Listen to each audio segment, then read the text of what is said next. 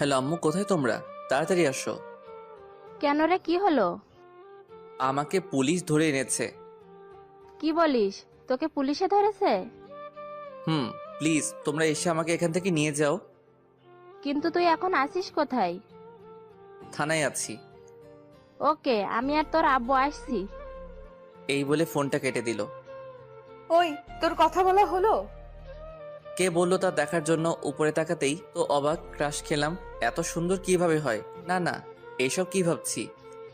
জি ma'am, আমার আব্বু আম্মু আসছে। চুপচাপ ওখানে বসে থাক। কিন্তু প্লিজ বলুন, আমার অপরাধটা কি? সেটা তো তোর বাবা মার সামনেই বলবো। না, আপনি আমাকে বলুন। দোষ যেহেতু আমি করেছি তাই আমাকেই বলবেন। তোকে চুপ থাকতে বললাম না? কেন চুপ থাকবো আমি? যখন কোনো দোষ করিনি তাহলে কেন শুধু শুধু আমি এখানে বসে থাকবো? ও, তোকে তো আমি দাঁড়া। কি করবেন আপনি? এসবে ভয় পাই না আমি। আচ্ছা, তাই বুঝি। এই হাবিলদার, লাঠিটা নিয়ে এদিকে আসো। কি? আমার মতো একটা পিচ্চিকে লাঠি দিয়ে মারবেন? ছি! আপনাদের পুলিশদের কাছে কি কোনো নীতি নাই? হুম, আমরা এমনই, অপরাধীদের এমনই করি। কিন্তু আবার কথা বলছিস? একদম চুপ না হলে।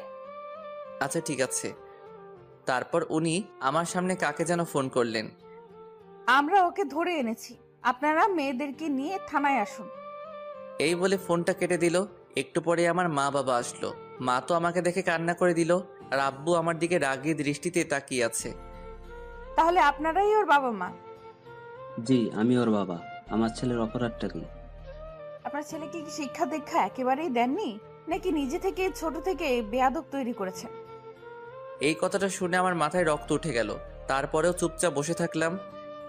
কি বলতে চান আপনি? আমার ছেলের অপরাধটা কি? আপনার ছেলে কোথায় যায়, কি করে, এসবের খবর রাখেন তো? দেখুন, আমরা আমাদের ছেলেকে কখনো কোনো ভুল শিক্ষা দেইনি। এখন যদি কোনো অপরাধ করে থাকে তাহলে আমাদের বলেন। আপনার ছেলে রাস্তায় দাঁড়িয়ে দাঁড়িয়ে মেয়েদের ইফটিজিং করে। এই কথা শোনার পর তো আমার মাথায় আকাশ ভেঙে পড়ল। জীবনে কখনো কোনো মেয়ের দিকে তাকাইনি, আর এ বলছে আমি নাকি ইফটিজিং করি। সব মিথ্যা কথা আব্বু। অসম্ভব, আমার ছেলে এই কাজ কখনো করতে পারে না। আপনার কাছে কি প্রমাণ আছে?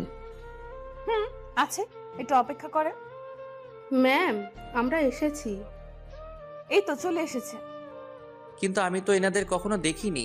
এনারা আমার নামে মিথ্যা অভিযোগ দিয়েছেন কেন? তুমি এদিকে আসো।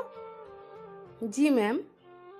তুমি নির্ভয় বলো, এটা সেই ছেলে না যে তোমাকে প্রতিদিন ডিস্টার্ব করে? মেয়েটা আমার দিকে তাকিয়ে আছে। কিছুক্ষণ তাকিয়ে থাকার পর বলল,